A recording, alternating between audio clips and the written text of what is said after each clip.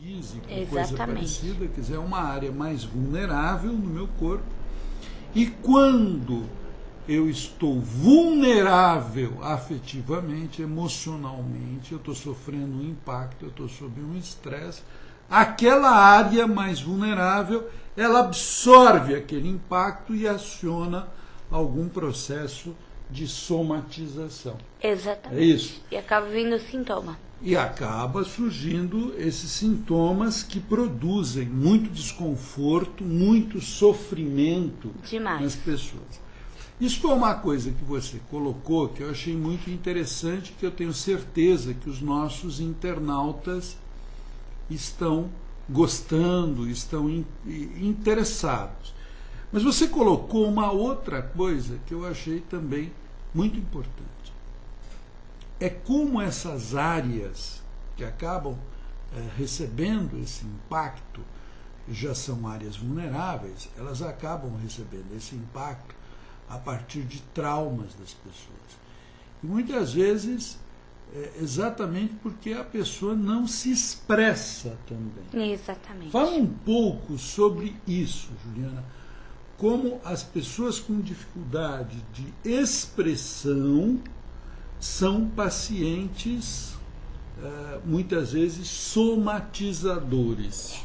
Porque, na verdade, né, Alexandre, a gente recebe muitos pacientes na clínica que não conseguem, geralmente, até expressar os seus sentimentos. Às vezes, eles nem sabem o que estão sentindo. Muitas vezes acontece isso. Então, nós temos que fazer um trabalho de nomear as emoções, de entender o que está acontecendo, de conseguir adequar de tal modo com que isso não venha por uma substituição somática, que não venha cair no corpo, porque se cair no corpo, o sofrimento acaba sendo bem maior. Por isso que é muito importante, quando a pessoa passa por um estresse emocional, ela expressar essa dor, né? Com certeza, com certeza. Até no estresse pós-traumático, o importante é você colocar para fora. Quanto mais você coloca para fora, mais fácil fica aqui dentro, porque você acaba diluindo as emoções e elas não encaixam e não sofrem o órgão que você tenha uma maior vulnerabilidade. Quer dizer, as dores da alma, os acontecimentos que nos machucam, que nos fazem sofrer, esses acontecimentos que muitas vezes são guardados no nosso interior, no nosso íntimo, de forma silenciosa, acaba sendo muitas vezes perigoso. Exatamente, porque são, de alguma forma, evidenciados pelo corpo. O corpo acaba demonstrando aquele sofrimento psíquico que está tão interno, tão fechado. Então o corpo é uma amostra de que alguma coisa no seu interior não anda bem.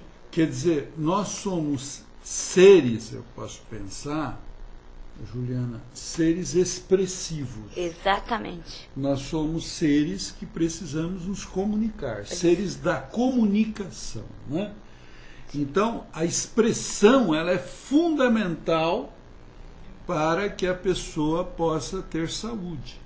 Quando a pessoa fica muito introspecta, guardando os impactos, guarda a mágoa, guarda a raiva, guarda os diversos sentimentos, não expressa. Um outro dia eu falava com uma pessoa que ela me colocava de uma pessoa ligada a ela que tinha uma dificuldade muito grande na expressão das emoções, né? E durante a conversa, o que a gente pôde verificar é que essa pessoa, ela não sabe, inclusive, dar nome para as emoções dela. Sim. É difícil distinguir o que é alegria, o que é raiva, o que é ódio, o que é o amor. Não aprendeu até na família, até com as experiências dela de vida, não aprendeu a distinguir o que é uma coisa do que é outra. Então é muito difícil, né, Alexandre? Nós estamos falando de algo, como você disse, silencioso. Algo abstrato que não se pode ver. Então o corpo acaba sinalizando essas emoções. Quer dizer, parece que o ser humano ele tem uma necessidade dessa expressão, dessa representação. Quando eu não consigo expressar aquela emoção, eu não consigo dizer, olha, eu estou com raiva, ou eu fiquei magoado, ou estou ferido, ou estou sentindo uma ternura grande, tenho carinho, tenho afeto. Quando eu não consigo externalizar isso, ou porque eu não fui, como você bem colocou, treinado, porque me faltou no ambiente familiar um treinamento, uma educação emocional, né? E eu não recebi esse treinamento, eu não sei falar isso, eu não sei primeiro identificar, depois eu não sei falar, expressar. O que acaba acontecendo a partir daí? Eu posso me inserir num problema de ordem de somatização. Alguma doença pode acabar se manifestando em algum órgão vulnerável e aquela energia, aquele sofrimento, aquela emoção que não foi expressa pode agora começar a aparecer em alguma região do meu corpo. Por isso que muitas pessoas, a gente vê isso, eu em 30 anos de trabalho terapêutico, eu ouvi várias vezes isso. Que coisa, parece que eu falando da minha vida, parece que eu contando coisas que aconteceram, eu vou sentindo um alívio no meu corpo. Né? É como se eu tirasse um peso do meu corpo. Nós tivemos um psicólogo que estudou muito essa questão, né? Que foi o Reich.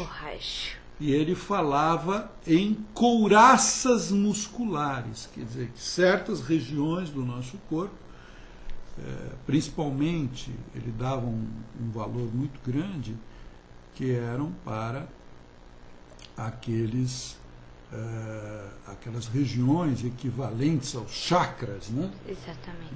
Que os orientais estudam.